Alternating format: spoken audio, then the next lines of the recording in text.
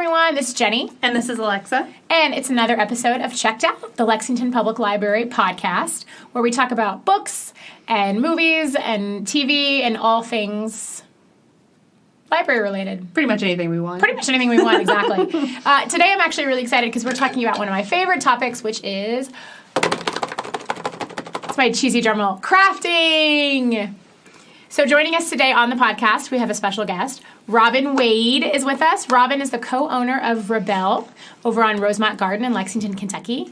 My personal favorite little yarn shop. And Robyn is she's like my Yoda of knitting. So welcome, Robyn. Hello. Thank you so much for joining us. So I think that what really sparked me to have this, have a podcast on crafting is that crafting is really having a moment right now, I feel like. Kind of having a comeback. So I thought we could each talk a little bit about what we do in terms of craft and how we got started and go from there. So Alexa, do you want to kick us off? I would be happy to. So my primary craft is crocheting. My father's mother taught me how to crochet when I was about 4 or 5 years old. So I've been crocheting for a really, really long time. You were little. I was teeny tiny. Yeah, I started learning with finger crocheting, where it's like you make a slip knot and then you reach through the loop and you pull through. And so I just made lots and lots of like little crocheted ropes. And then I made I probably made like 800 pot holders in my life with like Red Heart Super Saver yarn from Walmart. Don't know that any of those were ever used or useful for anything in particular, but I really had a good time making them. Really crucial learning the whole crochet chain one and then start a new row. Took me a really long time to get the hang of that. But you know, it's one of those things where the longer you do it, the better and better you get. And it's like I can do it kind of without even thinking about it at this point in my life. For the longest time, I just did basic, just like blankets, washcloths, pot holders. And then when I got into college, I bought my first amigurumi book, which is Japanese for like little crochet toy. Yeah, they have all the books out now, the cute little crochet little animals. Yes, if you search in our catalog for amigurumi or crochet, you will find lots and lots of books. We've got plenty of them in the library. Even Costco sells the little kits. Yes, you can also buy kits. Yeah, there was one year I got 3 of the exact same crochet Star Wars amigurumi kits for Christmas, and I was like, I'm very obvious, so it worked. I mean, it's super helpful. I can use all the materials in the kit, so. But I bought Anna Paula Rimoli is the name of the author, and she's great. I would recommend her patterns to anyone who is interested in getting into amigurumi. If you crochet but you've never crocheted toys or 3-dimensional items, her patterns are very easy to follow. She's really good. I still use her just like basic templates for anything. I do a lot of freehand toys now, and her starting patterns are really good for just kind of building on, and they're really good fundamentals for like making a round head or making a little body. So that's really primarily what I do. I just crocheted a couple of corgis for my little nephew's first birthday. He had a corgi-themed birthday party, so that was a lot of fun. Put little jingle bells in them so he can throw them and have a nice time. That's adorable. Really into throwing right now, so anything that jingles as he throws it, I figure will be entertaining for him. I'm a remedial sewer. I'm not great at sewing. I hem stuff. That's about all I got as far as sewing. I've made like 1 pair of sleep pants ever, and it was a nightmare, so I'm not really into garment construction. I will crochet a sweater. Not great at sewing a sweater. And then knitting, I can get by. I'm not great at construction of knitting. But I love it. I love to knit. It's when you crochet and then you go from crocheting to knitting, crocheting is so much faster. It's so much faster. Oh, yeah. And so I've just been spoiled. It's because I learned how to crochet first, I think, and I've just been spoiled by how quick crocheting is in comparison to knitting. But I think knitting is really soothing, so I enjoy doing it. Crochet is just where I started, and so I don't think I can leave at this point. And I feel like there's a divide. Like, people who crochet are super into crochet, and they do not knit. People who knit are super into knitting, and they do not crochet. And often one thinks the other is very hard. And it becomes like a line in the sand. My hands don't work well together. I'm used to just like the one thing, and then when you give me 2 things, it gets really confusing. It took me forever to teach myself. Nobody in my family knows how to knit, so it's like I kind of had to go at it and teach myself how. And I hold my needles. I hold the yarn in the weird way, in the way that most people don't. Continental. I hold it the weird one, so it's like it's hard to find tutorials where people will like explain patterns that way. And continental. And I think that it's because I crochet that I hold it that way. I'm pretty sure because that's what feels natural to me. So when I finally figured out that, I was like, oh, I just hold the yarn different from like 95% of people who knit. It made a lot more sense to me. So I'll knit like a blanket or like I've made it like one baby dress. And I was like, wow, I knitted a thing. I was like, let me find like the smallest piece of clothing that I can think of. I'll try my hand at knitting that. Worked great. And I was like, okay, good. I can stop now. Like I did a dress and now I'm done. And so I'm back to crocheting. So maybe one day I will try another baby garment in knitting because knitting is just so much prettier for clothes. Crocheted clothes don't look as elegant and as nice as knitted clothes. I think it hangs better. It does. That's the big thing. Yeah. Crocheting is great for blankets. It's great for toys. It's great for stuff like that. But really, if you're going to do garments, I think that knitting just looks so much more professional. Not that crocheted clothes can't look professional, and I've crocheted plenty of clothes. I would say you crocheted something for my daughter. It's gorgeous. I did, yeah, a little cardigan. There's one year I crocheted Harry Potter Weasley sweaters for all of my siblings. So that was fun and took a really long time. So like I said, nothing against crocheted clothing. I will absolutely crochet some clothes, but I don't know. I personally think that knitted clothes look cooler. I just hating on my own craft. Don't mind me. My dream is to one day knit, do one of those like Icelandic sweaters. It will never happen. They're so pretty. Someday. That's just you can just do so much stuff and crocheting. There is Tunisian crochet, which does kind of simulate the look of knitted fabric. I don't know that you can do an entire. You can't really Tunisian crochet in the round. I don't know that that's possible. But it does have a really similar. It looks like stockinette stitch when you do it, and you can kind of do. I've made a pillow that way before, with a pattern on it because you can kind of like add in threads and like put in the pattern as you go, like those like Icelandic cool sweaters that you can knit. Neat. They do. They look really, really cool. And Tunisian crochet can kind of simulate that.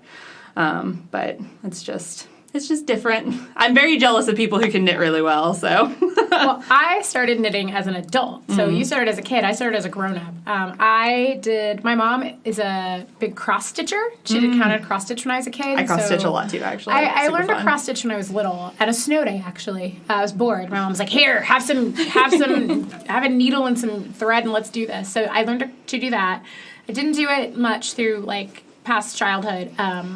But when I started working at the library, actually, another librarian, Sarah, who works in the Kentucky room at Central, she is a fantastic knitter, and it was like right after the Stitch and Bitch phase had just passed, and the book had been really popular, and I was like, I want to learn how to do that, but I kind of said it offhanded, like I could never learn, and she was really adamant that like anybody can do it, so she taught me how to do the knit stitch. YouTube taught me how to do the purl stitch. Nice. And she actually taught me continental style as well, so yeah, that is hard. I have to go to YouTube and be like, all right, I need to learn how to do this, but show me continental. Yeah, it doesn't make sense if you watch it the other way. It's very confusing. Who aren't knitting, there are different ways you can hold the yarn. If you hold the yarn in one hand, it's English, what they call English style, and the other style is sometimes referred to as German or sometimes continental. It just depends. Yeah. So I learned the weird way. Yeah. Although many Europeans would say the right way. Right. So it's more common. Yeah. Also, just to throw this in here, just in case anybody's listening and like, well, that's how I do it, and I have trouble finding instruction. I always recommend knittinghelp.com for instructional videos because all of their videos you have two choices. Oh my English gosh. or continental. Where were you when I was trying to teach myself how to knit? I know. No, there's a lot on YouTube too, but that sounds amazing. You have to hunt and the other find advantage stuff of on YouTube. knittinghelp.com, which I love it. I recommend it to customers constantly, is that all of the videos are correct, whereas YouTube, anybody can put up a video. So it's not a curated collection, and there are fantastic things on YouTube, and I've learned everything from YouTube, but I highly recommend that site, and their videos give you an English and continental option. That's so really it's good a little to know. easier to learn that way. That's very helpful. Yeah, this is really good to know. I'll use that the next. I have to like reteach myself how to knit every single time I pick it up, just because I go so long in between knitting projects. So next time I teach myself how to knit again, I'll check out knittinghelp.com. Robyn, how did you get started, and what led you from what I assume probably started as a hobby into a career? Okay, so I've been kind of a serial crafter my entire life. My dad is very crafty. He's a woodworker. So I learned a lot, like, working in his wood shop. I started beading when I was in middle school. And when I was in college, my freshman year, I went to this university in Wisconsin, and it was freezing. And you really didn't want to do anything outside because it was like 50 below and not a fun excursion. And so our like student union had weekly movie nights where you could just go and watch a movie. You only had to walk 400 feet from your dorm. It was nice. And there was a girl there who would go every week, and she was sitting and she was knitting this amazing like Norwegian ski sweater. And I would just watch her every week, and I was like, wow. And I'm just sitting there watching a movie doing nothing. Like, I'm just sitting there, my hands are doing nothing. It's like, I'm useless. Wasted time. She's gonna make you a sweater. What am I doing with my life? Like, every week she's getting a little further along on this sweater. And I was like, I want to learn to do that. So over the summer when I was back home, I was working at a craft store, and I taught myself to knit by, like, looking at these horrible, like, early 90s, late 80s knitting books with, the giant shoulder sweaters, like, nothing you would ever want to make. I'm pretty sure some of the big box craft stores still sell them. Oh, yeah. Oh, they're still available. Yeah, I see them from our distributor all the time. Like, how are these still in? Yeah, who's making these? I can't believe I'm knitting. That's my favorite one. I can't believe how did I end up here with these knitting needles in my hands? So I taught myself to knit, and I originally taught myself on some paper clips and some string that was by the cash register where I was working. I'm like, I'm going to figure this out. And then I got knitting needles, and I knitted a headband, and it took me a lifetime, a week, which seemed, as an 18-year-old was a lifetime. That's a really long time to commit to something. Yeah, it was a huge project. So I finished this headband, and I was like, that took way too long. Forget this. That's what I say every time I knit anything. It's like, all right, well, back to crocheting. And then I learned to crochet, and crochet is so fast. So fast. Yeah, and it's so redeeming. I was whipping things out so fast. Like, the afternoon I learned to crochet, I made a hat. Yeah, exactly. Like, pretty much instantly, like 3 hours. You guys are going to, like, make me take a crochet. After learning to crochet, I had a hat, and then I made hundreds of hats, literally. So I just kept crocheting, and I would pick up my knitting needles every once in a while and try it again, and it would be too slow, and it's just kind of, and there was nothing that was making me want to knit, whereas crochet, it's like instant gratification. Yeah, I was kind of going through this phase where I was a little bit of a hippie, so I had all these crocheted tams, and I would sell them in parking lots of fish shows. And nice. I mean, if you're gonna sell crocheted goods, like the parking lot of fish shows, a great spot. This is the thing that happened in my life. So I made all these hats, and it was a product that I could make quickly, and it kept my hands busy. And I would come back to knitting every once in a while, but there was nothing I was seeing that was really making me want to knit. And then it was actually, I would still pick up my knitting needles probably every 6 months. I think it was like clockwork. I would just pick them up and I'd like do a little swatch, and I'm like, I don't want to do this. And then the book Stitch and Bitch came out, and that was it was the early aughts, and the internet was becoming more of a norm thing in your life where you're using the internet every day. And I was on these boards. There was the glitter board, which was part of getcrafty.com, and I think it moved over to another site. I can't really remember. And then the Craftster boards. So these were like how people talked about crafting and would show things. And so the Stitch and Bitch books came out, and people were starting to show these knitted sweaters with a Jolly Roger? A Jolly Roger on them. And I'm like, whoa, I want to do that. Yeah. So suddenly I wanted to knit. So I went out and I got the book and I picked up my needles and yarn again. And that time it stuck. That was it. And then I started knitting like crazy. I started knitting blog. I started contributing to all these like weird knitting zines that were kind of happening because we were using the internet, but we were still putting out a lot. There were a lot of, like, underground zines still happening, but you had a wider range. Like, you can connect. I contributed to a zine in Canada, and I contributed to one in Brooklyn and one in Portland. It was a much wider range. So I was doing that, and I was just getting really, really into knitting, and I was kind of at a transition point in my life. I I was managing a library for a nonprofit, and my husband at the time wanted to move back to Lexington. And I had nothing here.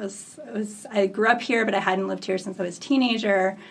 And I was like, well, if we do this, I want to open a yarn shop. So I made this big declaration. It's like he'll never go for right. it. Like, this is ridiculous. I'm going to do this. If I have to do this thing, I want to do this ridiculous thing. And he's like, okay, whatever. And so I was on the phone. I talked on the phone at the time. It's like, I don't know if you've ever done that. Like, I say these things and like, wow, we had phone conversations. I don't do it regularly. I know. So I was talking on the phone with Sarah, who has been one of my best friends since high school. And she was living in Texas at the time. And I was like, yeah, I'm going to move back to Lexington and open a yarn shop. Like telling her this like ridiculous plan. And then a couple days later, I get a letter in the mail. That was a thing too. Oh my gosh, yeah. Totally a thing. And Sarah had like drawn out a picture of our yarn shop and like written like a proposal and like, it's just as easy, it'll be way easier to open a shop with 2 people than it will be with 1. So we might as well just do this together. Aww. And I was like, sweet. So then I had a business partner. So a few months later, I moved to Lexington. And then I think 4 months after I moved to Lexington, Sarah moved here. And then 6 months later, we opened a shop. Somehow. Amazing. Yeah, that's really just like serendipitous. Just like, oh yeah, well, I'll do that too. Yeah, we were in our 20s, so you can do those kind of things when you're in your 20s. So idealistic. Ridiculous things like, oh, well, if this doesn't work, whatever. Yeah. I can't even imagine doing that now. Like, oh, I'm just going to do this over here. And like, there would be so much planning and stress, and we just kind of went for it. And it's amazing. And it worked. So, yeah, we're hitting 12 years this year. So yeah, and you have that beautiful shop on Rosemont now. Yeah, because you guys were downtown by the Korean restaurant. We were, and now you're on Rosemont in a little house. It's so adorable, and space for workshops and classes and everything. It's great. Yeah, we love it there.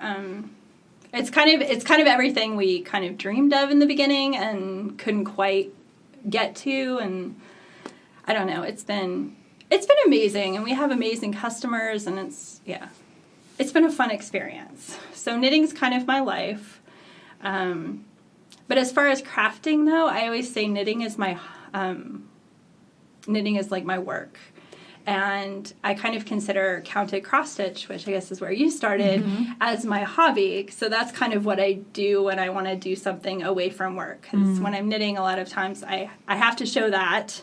Generally, I have to show anything I make to customers because I'm trying to sell yarn. I'm trying to sell patterns. So they need to see like what we're doing. So it's nice to have something that's kind of to the side and not quite as much of a hobby these days. Yeah. Do you feel like, I know like for me, knitting, I'm kind of a hyper anxious person anyway, kind of always humming along. Knitting just kind of calms me down, gives me something to do, gives me something to focus on. Do you have things like of that nature that kind of keep you going in different craft? Yes, and I feel like knitting is that way for me too. Knitting is definitely the least stressful part of my job. It is nice because it's a repetitive activity, so it's kind of like a meditation. And I've never been good at meditation. Like you sit me in a quiet room and my mind just races. Whereas if I'm knitting something, especially something that requires a little bit of patterning, so something with lace or color work, I have to concentrate on what I'm doing, but I'm still doing a repetitive task. It's just one that requires a little more concentration. And I feel like that's the best way to slow my mind down. They've actually done studies that say that knitting and yoga are more similar than you would think because the act of both yoga and then knitting with, as you said, the repetitive motion and the pattern following, it like breaks the stress cycle in your brain, which I thought was really fascinating. That is really interesting. I mean, I would say crocheting for me is definitely that same way, where it's just like if I'm having a really bad week or if I'm like really stressed out or anything like that, it's just like that's like the first thing I want to do generally. And I do cross stitch projects every now and then, and it's kind of the same way where it's just like that repetitive motion of just making the X, making the single crochets or the single chain stitches. It's just so soothing, and whenever you've done it for so long, long, you can really do it and just, like, focus on that, but, like, just, like, put something on TV, like, watch a movie, and you can do both at the same time. Well, my idea of a great day is you put on some British Bake Off, and you get some knitting out. It's awesome. Just zone out. It's fantastic. It's so relaxing. It really is. I have a theory that, so craft really is having a moment, as we said before we got started. It's really having a moment right now. I know in the library we see a ton of craft books coming in every week because that's very popular right now in publishing. And I want to know, what do you guys think is the reason behind that? Because I have my theories, and I think stress relief is certainly one of them, but why do you guys think that crafting is kind of taking off right now? Well, if I had to guess, I would say that it probably has something to do with just moving back towards, like, homesteading as having like raising chickens, like create homebrewing, like creating your own butter. Like I think that all of those things are kind of having a moment, and it's just that kind of like getting back to our roots sort of vibe. That's what it feels like to me, because I see a lot of books like that coming into the library too, not just crafting books, but homebrewing and raising backyard chickens and gardening and things like that. And I think it's just people wanting to kind of unplug and get away from screens, and kind of... Because so much of our life is on computer. Yes, yeah, and I think that that's a big part of it. That's what it seems like to me, if I had to guess. I always, I guess because I've been watching this for a while, like, because the first time this happened was around 2001, 2002.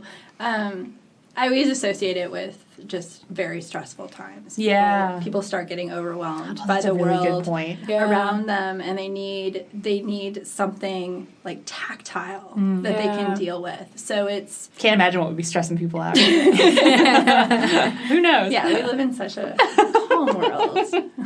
But, I always relate it to that. So anytime everything seems like it's overwhelming, I feel like that's when we start seeing people like sit down and start doing things with their hands. And there's something, I don't know, there's just something really, it's reaffirming. There's something reaffirming about doing stuff with your hands, with starting from materials and making a thing, especially a useful thing, and a useful thing that you do use.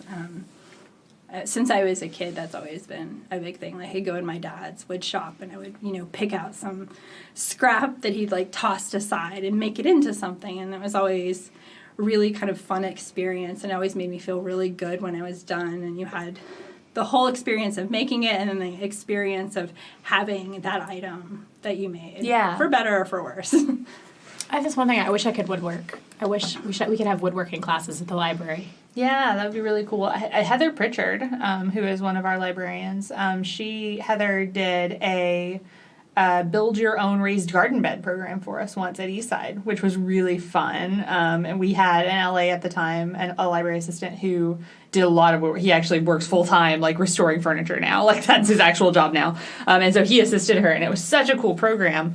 And she literally, like, brought in power tools and, like, literally drilled a raised garden bed together in the makerspace for her program. It was so cool, and I wish that I could just steal her more often. Do lots of woodworking programs like that. It's funny, because when I was at Village, we actually had several programs put on by Newton's Attic. And, they're handing, tweens and teens power tools, and you think, is this a good idea? They love it, though. Yeah. And I think kids really connect to any kind of crafting as well. I know there are some schools now that teach knitting because they found it actually helps math skills, and it helps them de-stress just like we do. But I think it also they generally kind of soak up that stuff, which is really cool. What about favorite? So other than knitting, my other craft, if you could call it that, is I like to bake. I don't bake the pretty cakes. I do like fun bakes or fun cakes and breads and that sort of thing. What kinds of stuff do you do other than crochet? I do a lot of baking too, actually. I crocheted some corgis for my nephew's first birthday. I also baked some corgi cookies for his first birthday this weekend. I saw those. Those were adorable. They were so much fun. I never actually iced cookies with royal icing before. I don't know how I've not done that ever. I usually just frost cakes and do, like, decorative cake stuff. And I was just like, well, I guess I'll try it for the first time ever for this party, and it turned out okay. I feel like it worked all right. Baking is that same kind of methodical sort of, you measure everything out, and you've got this really delicious finished project at the end, and even if it's wrong, it's like worst case scenario, like you've got like a dense cake or something, it's like, oh no. Soggy bottom. Whatever will I do? Like, I have to eat this whole failure dessert now. So soggy bottom, as Mary Berry would say. Exactly, yeah. It's just like, yeah, even baking failures are probably going to taste pretty good. I like cooking too. I feel like sometimes it's like all or nothing. Like, you either are really like into cooking, and you don't like baking at all, or if you're really into baking, you don't like cooking. But I really enjoy doing both, and I've really been getting into teaching my husband how to cook, which has been really fun. He didn't know how to cook at all, really. He lived a lot of his life on like Totino's, just like microwavable pizzas. Easy Mac. He did a lot of microwaving, and so yeah, it's been really fun. We actually we did subscribe to HelloFresh, one of those meal kit services, which was really great because I love to cook, but I was taught to cook by my mother and my grandparents, who don't measure or follow recipes. It's just like, oh, you're going to make this, and you just kind of throw everything together. And my husband, Len, is very methodical, and he likes to know what he's doing and, like, have a job, and, like, he needs things laid out. And so when we subscribed to HelloFresh for the first time, it was like they send you these recipe cards with all of the steps just laid out. And he's like, all right, what are we on now? And it's like, all right, step 2, I can do that. Like, it was really helpful, and we cook together more often now without HelloFresh, because he kind of has that experience of following the recipe that cards. part. Maybe we could have gotten a sponsorship like that. I would love look, if HelloFresh wants to send me a few free boxes, I still use it a lot. Like, we use it less, but I mean, I'm still 100% getting. But we still like the product. Still really enjoy the product, HelloFresh. If you want to send me any sort of codes, I've given codes to my mother and my sister-in-law. I will give more people codes. I'm not against it. But yeah, no, I think that cooking is one of my biggest ones. You guys have talked about cross stitch. Fun story about me. I was a counselor at 4-H camp for several years when I was a child, when I was a teenager. And all of the counselors have to help with a class at 4-H camp. I helped with cross stitch every year. I was just like, please don't make me play basketball or go swimming. Like, can I just like sit inside of the cafeteria and help? It was like 2 or 3 kids would take cross stitch. And I was like, well, great, I get to cross stitch for an hour every afternoon. So there is a camp out there I have read about where you can go. This is my dream idea of camp, right? You go, you learn how to shear a sheep. You assist in shearing a sheep. They teach you how to spin said wool, and then you like knit a sweater out of it. I would be all about that. Right? That's like my kind of camp. That sounds really intense. I don't know how it's only a week, though. That seems like a sweater would take longer, but maybe you just get like all you're doing. Yeah, it's true. If it's all you're doing, I still don't know that. You're still not going to finish a sweater. Yeah, no, I feel like you probably get like started on this one and be like, all right, well, I'll finish it at home. Well, I finish the yarn in a week. No, that seems like a lot of work. I've never spun before. You spin though, right? I do spin, yeah. How hard? It takes a long time. Yeah, explain that to us, because that sounds just daunting. So basically you have fibers and you put twist in them, and that creates strength, and that's what makes yarn. So long story short, so you can do it with anything from a stick to a spinning wheel to an e-spinner now. There are motorized spinning machines now that you can use as well. Wow. That feels like cheating. It's really not. I think it frees up your feet, really. Sure. You're still doing the same stuff with your hands. It doesn't necessarily make anything easier. I find them more challenging, but basically because I'm used to using a treadle wheel, so it's very, very different. We just got a bunch of e-spinners in the shop, and I'm like trying to learn them. Do you find your foot just like moving by itself? I don't know what to do. I have trouble with controlling the speed and stopping and starting. It's a different world, but they have value. But basically, you're just putting twist into your fiber, which holds it together.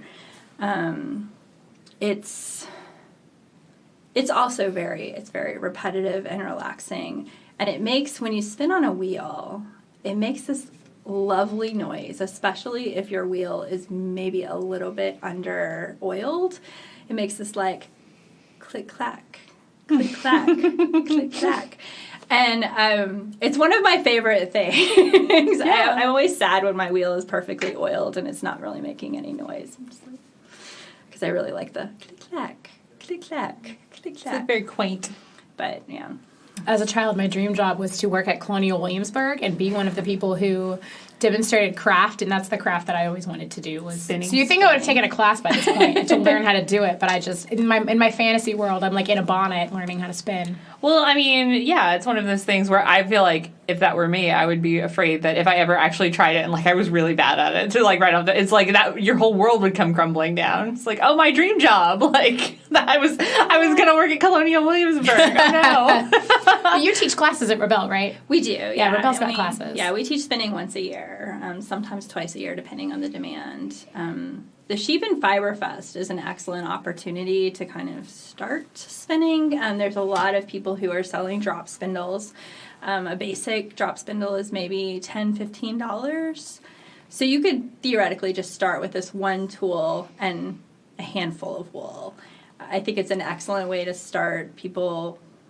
Not everybody loves the drop spindle because it is a little harder to start on the wheel than the wheel, but I think learning the drafting techniques before you go to a wheel is a lot easier, and it's like 5% of the price. Yeah. And we should mention Sheep and Fiber Festival's coming up May 19th and 20th? 19th and 20th. At Masterson Station Park. So much fun. Even if you're thinking about crafting, it's a great time to go and see what's out there. Even if you're not a crafter, it's great. They've also got the stock dog trials at the same time. So I always take the kids and let them watch the dogs, herd the sheep, and it's a lot of fun. Lots of animals to see. So many animals to see and to touch. They have classes. they have fabulous classes that go from beginner to advanced. And this year they have goat yoga. I saw that. Goat yoga. Goat yoga. Like the yoga. The goats do yoga? No, you do yoga little baby while goats baby goats run around. Walk around and step on you. I've seen cat yoga before. Similar concept, but with goats. Yeah. Oh my gosh. Even better. That's delightful. Yeah. I just wouldn't do any yoga. I'd be like, go. Yeah, I know. I'd be like, let me play with the goats. How could you focus on yoga when there are tiny goats around? Who cares about yoga? Yeah, exactly. That would be really difficult. Sometimes they even have the Angkor rabbits too. Some people have them, and they're really pretty. Yeah, I've never been. I should go this year. Oh, it's so much fun. It sounds like fun. Yeah. Do you have a favorite yarn to work with? Like a favorite fiber that you really, really like? Weirdly, I like working with cotton yarn a lot. I feel like it's just, I don't know. It's kind of a pain to actually like crochet or knit with. Like it's kind of stiffer and it's kind of hard, but it's the finished product is always just so nice. I really like cotton a lot. And any wool blend is really nice. I love cotton. Yeah. Oh, yeah. Good. I'm glad you're You're not alone. Especially when I crocheted. I crocheted almost only cotton. Yeah. Love cotton fiber. Yeah, cotton and acrylic blends I think are best for like toys and stuff like that because they're stiffer. Oh, absolutely. So they hold up a little bit better. My favorite would be probably, it varies from season to season. Right now I'm big with anything that has linen added to it. I love the kind of stiffness of linen when you knit it and then how it softens up. So I've made a bunch of like face cloths that are this cotton linen blend that I found. Oh, nice. Kind of obsessed with that. But I think silk and wool tend to be my favorite blend. Like, if I could only knit one thing for the rest of my life, it would probably be some kind of silk and wool blend. That's fair. Yeah. I like alpaca. Nice. Just because it's so soft. Alpacas are so cute, I do like alpaca. And I also really like, I don't know how you say the brand. Is it Malabrigo? Malabrigo. I love their fun colors. And there's one particular brand or type they have that I made a lot of cowls out of. I like to knit cowls in the fall and the winter because they're warm and they're fast and it's super easy to come up with something that looks like, I have one pattern that I knit that looks cabled, but it's not. So people are like, wow, I'm like, this was so easy. You don't even know. Joke's on you. But people think that it's intense. Those are the best patterns. I know. So it looks really, really complex. That's how I feel anytime I like crochet a stuffed animal or something. I'm just like, it looks so impressive at the end. I'm just like, suckers, this took like 2 hours. It's like the easiest thing ever. And sometimes people who are not crafters are the easiest to impress. Yes. I made a sweater for my daughter, and one of my friends was like, you made a thing that she can wear. I was like, yeah, but it was a super easy pattern, and I did it sitting on the couch watching, Sesame Street with my kids. Yeah, exactly. This is not like rocket science, people. Yeah. I think that most people probably would be really shocked at how easy it is to pick it up whenever you get started and actually like commit to it. If you want to learn, it's not as hard as you think. Any of these things. Yeah. Do you have favorite books that you find like that you keep going back to over and over again as like reference works? My biggest one is, I mentioned her at the beginning, is Anna Paula Romoli. Any of her, she's got lots and lots of different books for amigurumi toys. Amigurumi Toy Box. And yeah, she's wonderful. Her patterns always work. They're always perfect. Sometimes amigurumi patterns can get really complicated real quick because you're working in the round, and sometimes the way that people write out patterns in the round can sometimes be very confusing. And the way that she writes it, it's really hard to explain, but the way she writes her patterns just really makes sense to me. That was the first time that I was reading a pattern and it really clicked. Because before then I just freehanded everything. I didn't really read patterns.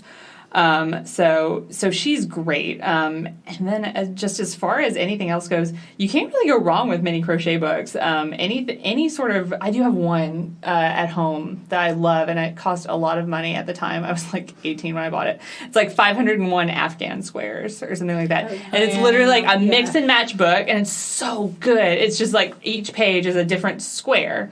And so you can literally just, like, go through and, like, pick out all these different squares. You can make an Afghan of, like, 50 different squares, and they're all different. Or you can, like, pick 2, and they have, like, different patterns in the front of how to, like, construct these amazing, intricate Afghans by mixing and matching the different patterns. That's a really, really good one. I made lots of blankets using that book. And we have it in the library. It's 501 Afghan squares, and it's really, really great. What about you, Robyn? Well, I love, if you like really dry knitting books and lots of mathematics, I highly recommend anything by Elizabeth Zimmerman. She was I'm very mathematically minded, so I don't like things being laid out in steps. I like to understand how they actually work. So reading her books, even though they're not flashy, most of them don't have any color to them. Knitting in plain English is like that too. Yeah, it's similar kind of like, here's how it's all constructed. Exactly. But learning just the basis for pretty much every knitted garment, and then being able to kind of go from there. So I've always loved Elizabeth Zimmerman.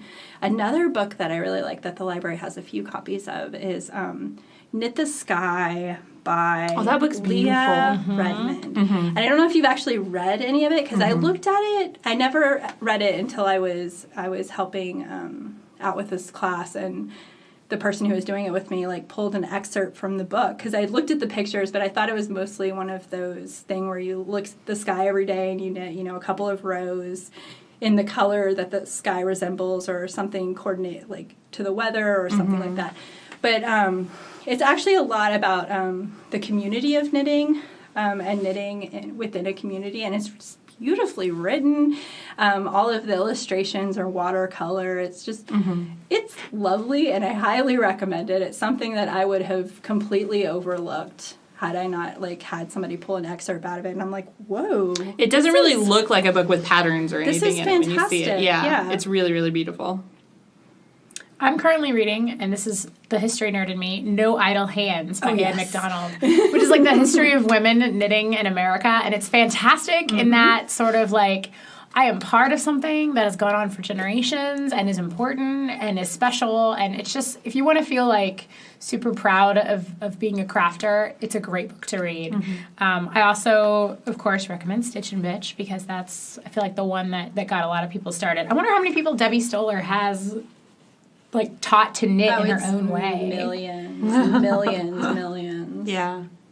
I also really like Knitlandia, A Knitter Sees the World by Clara Parks. That one's really fun. It's like part travel diary, part, just she goes all over the world for her job, which is talking about yarn and meeting people and kind of the community of craft, but just to how everyone, all over the world, so different, yet it's all united through different things, and how craft is sort of a universal uniter.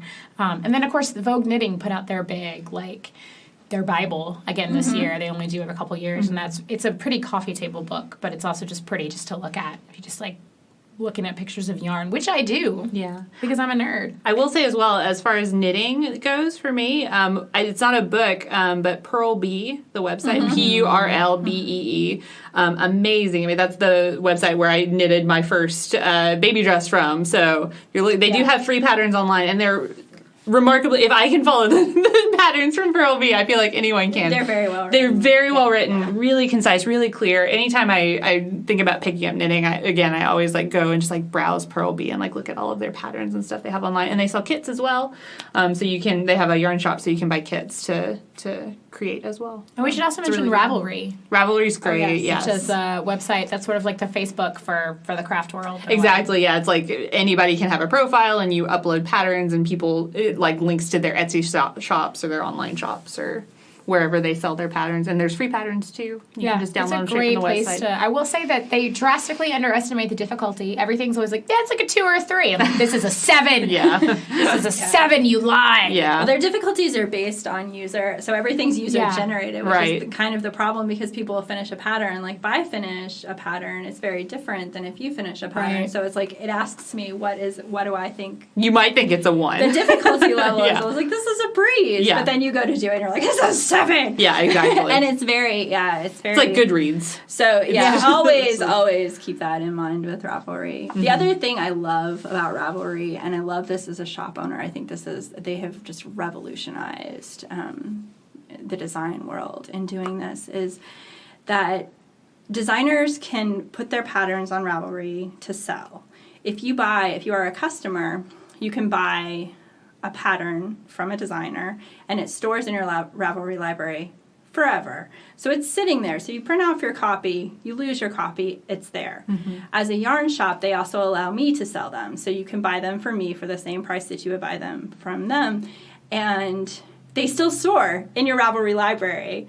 And that's so cool. When you lose the pattern, because you inevitably will lose the piece of paper that has the pattern on them, you don't have to buy it over and over and over again. I always use an example. There was this Fiber Trends pattern for these knitted clogs. It's been around forever, and it's a fantastic pattern. I've knit them for like everybody in my family.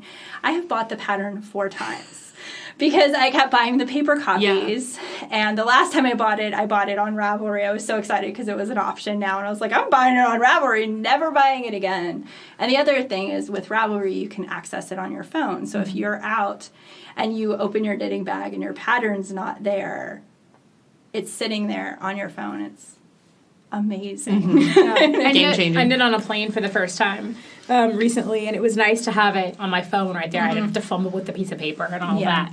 So, and if you ever want some super dry reading, the TSA guidelines on what you can and cannot take on a plane, highly recommend. How'd those knitting needles go? They made it. Nice. Oh, yeah. And everyone was giving me a hard time because I was trying to figure out which needles I could take. And short answer is you can take whatever needles you want, in theory, but you're more likely to skirt past security if you've got like wooden ones, as opposed to like your super sharp. Don't bring your Addy turbos or something, and don't bring your nice ones that you don't want to potentially part with. So, without a self-addressed stamped envelope. Oh. But also I recommend anybody who's flying domestically, internationally changes everything because every company or every country has different guidelines, but always print out those TSA guidelines, put them in your knitting bag, go ahead and highlight the things that apply to you so when you are ready to argue.